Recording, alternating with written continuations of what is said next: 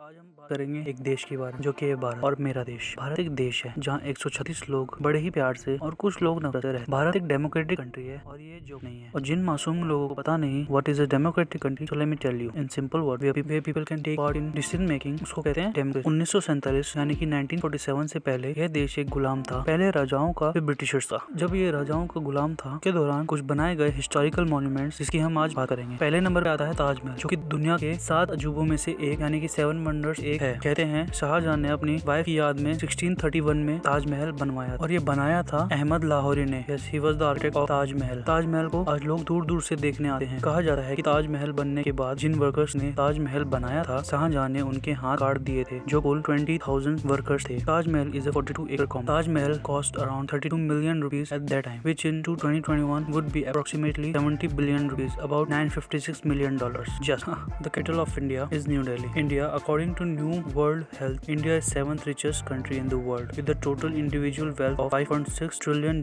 However, it is still has many social and economic issues like poverty and corruption. The capital of India is New Delhi. India is a peninsula bound by the Indian Ocean in the south, the Arabian Sea on the west, and the Bay of Bengal in the east. The coastline of India is about 7,517 kilometers long. India has the third largest military force in the world and is also a nuclear weapon state.